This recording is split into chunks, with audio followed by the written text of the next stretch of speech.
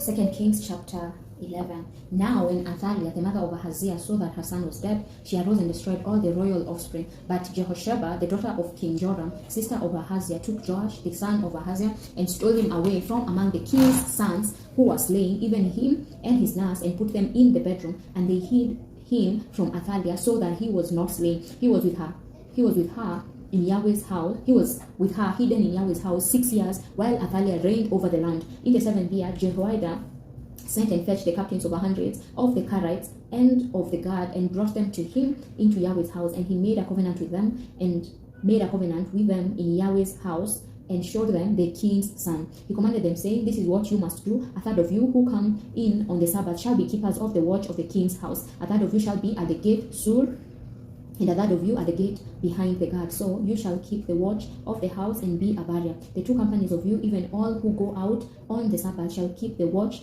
of Yahweh's house around the king. You shall surround the king, every man with his weapons in his hand. And he who comes within the ranks, let him be slain. Be with the king when he goes out and when he comes in." The captains over hundreds did according to all that Jehoiada the priest commanded, and they each took his men, those who were to come in on the Sabbath with those who were to go out on the Sabbath, and came to Jehoiada the priest. The priest delivered to the captains over hundreds the spears and shields that had been King David's, which were in Yahweh's house. The guard stood, every man with his weapon in his hand, from the right side of the house to the left side of the house, along by the altar and the house around the king. Then he brought out the king's son and put the crown on him and gave him the covenant, and they made him king and anointed him, and they clapped their hands and said, "Long live the king." When Athaliah heard the noise of the guard and of the people, she came to the people into Yahweh's house, and she looked, and behold, the king stood by the pillar, as the tradition was, with the captains and the trumpets by the king, and all the people of the land rejoiced and blew trumpets. Then Athaliah tore her clothes and cried, "Treason, treason!" Jehoiada the priest commanded the captains of hundreds who were set over the army, and said to them,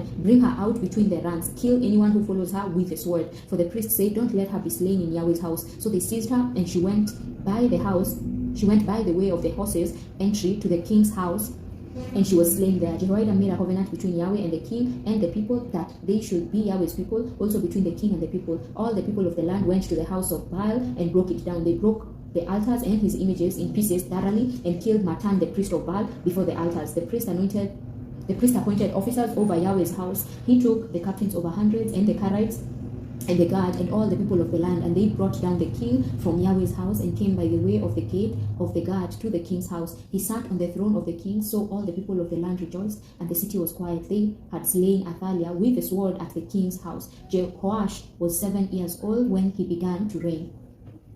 Amen.